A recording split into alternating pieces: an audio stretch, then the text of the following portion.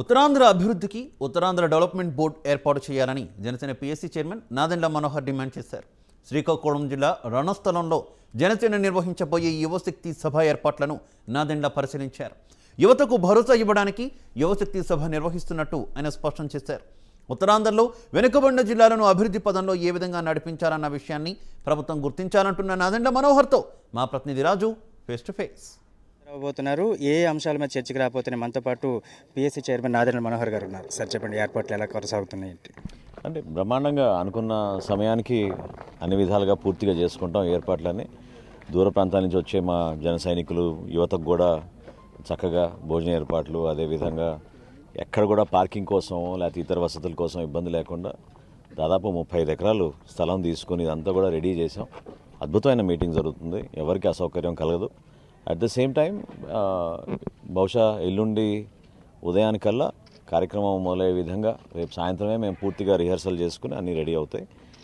అనేక జిల్లాల నుంచి కళాకారులు, కళా బృందాలు వీళ్ళందరినీ కూడా ఆహ్వానించాం. 100 మంది యువత ఆల్రెడీ సిద్ధమయ్యారు. రాష్ట్ర వ్యాప్తంగా ఊహించని విధంగా గొప్ప స్పందన కనపడుతుంది యువతలో. ఈ ప్రభుత్వం ఏ విధంగా నిర్లక్ష్యంతో ఉపాధి అవకాశాలు కల్పించకపోగా ఉన్న పరిస్థితులకి దూరంగా వాళ్ళని ఇబ్బంది పెట్టడం, మాట్లాడిన వాళ్ళపైన కేసులు పెట్టించడం, ఇవన్నీ కూడా ప్రజలు చాలా కోపంతో ఉన్నారు. యువత ప్రత్యేకంగా పవన్ కళ్యాణ్ గారి నాయకత్వంలో దీన్ని ముందు తీసుకెళ్లాలి, రాష్ట్రాన్ని కాపాడుకోవాలనే భావన ప్రతి ఒక్కరిలోనూ కలిగింది. సార్, అంటే మిగతా సభలు జరుగుతుంటాయి, యువశక్తి కూడా జరుగుతుంది, దానికి దీనికి తేడా అంటే ఏం చెప్పగలరు?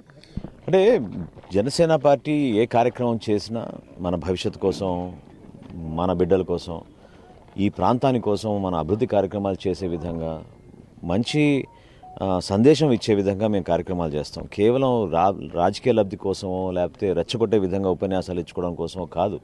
ఇప్పుడు ఇంత పెద్ద వేదిక పైన సుమారు 100 మంది యువతకు మాట్లాడే అవకాశం కల్పిస్తున్నాం అంటే దాంట్లో అర్థం ఏంటంటే, మీ ప్రాంతంలో ఉన్న సమస్యలపైన మీరు మాట్లాడండి, వ్యవసాయం పైన మాట్లాడండి, విద్యా అవకాశాల గురించి మాట్లాడండి, హాస్పిటల్స్ గురించి మాట్లాడండి.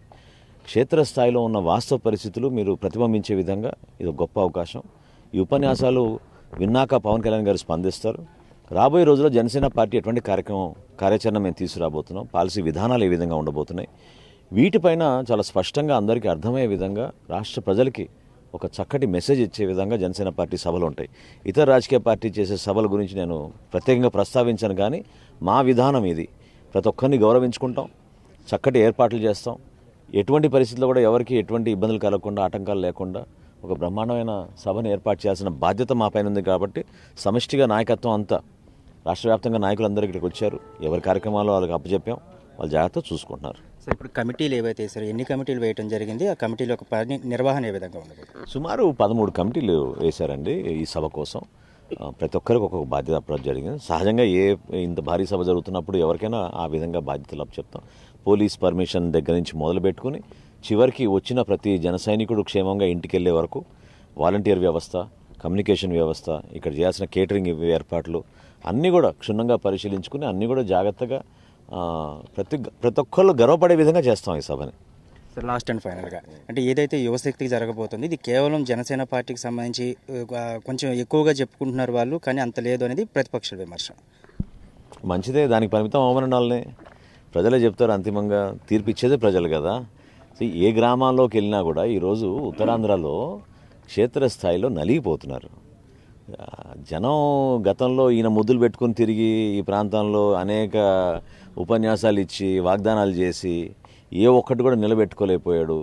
పవన్ కళ్యాణ్ గారి లాంటి నాయకుడిని ఈసారి మనం గెలిపించుకోవాలి, ఆయనకి రాష్ట్ర బాధ్యత అప్పచెప్తే ఖచ్చితంగా మనకి మేలు జరుగుతుందనే భావన ప్రతి ఒక్కరిలోనూ కలిగింది. ప్రత్యేకంగా మత్స్యకారు సోదరుల్లోనూ, వ్యవసాయ రంగంలోనూ, మహిళలు ప్రత్యేకంగా లా అండ్ ఆర్డర్ ఇష్యూస్ పైన, ఈ ప్రాంతంలో ఉద్దానం గురించి ప్రపంచవ్యాప్తంగా అందరికీ అర్థమయ్యే విధంగా మొట్టమొదటి వ్యక్తి పవన్ కళ్యాణ్ గారు ఆ రోజు అడిగేసింది.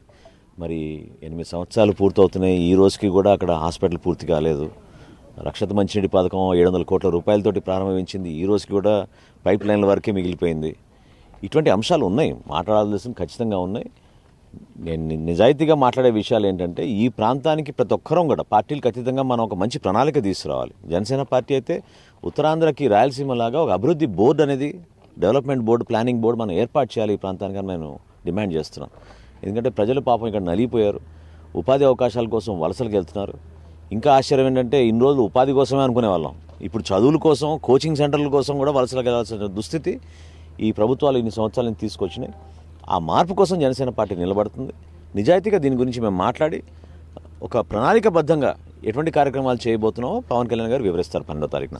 దానికి ఏదైతే ఉత్తరాంధ్ర అభివృద్ధి కోసం ఏదైతే చేపట్టిన కార్యక్రమాల్లో భాగంగానే ఉత్తరాంధ్రకు సంబంధించి పవన్ కళ్యాణ్ గతంలోనే ఒక పోరాటం కూడా చేయడం జరిగింది. దాంతో ఉద్దాన సమస్యలుగానే మిగతా సమస్యలపై కూడా ఆయన పోరాటం చేశారు. అదే స్థాయిలో యువశక్తి కార్యక్రమం కూడా ఉండబోతుంది అంటూ కూడా నాదెండ్ల మనోహర్ గారికి చెప్తున్నారు. ఏదైనా సరే ఆయనైతే మాత్రం ఉత్తరాంధ్రకు సంబంధించి డెవలప్మెంట్ బోర్డు ఏర్పాటు చేయాలి, అలా చేయడం వల్ల మాత్రం ఉత్తరాంధ్ర వెనుకబడింది అనే దాని నుంచి ముందుకు వెళ్తున్న కూడా ఆయన ఆశాభావం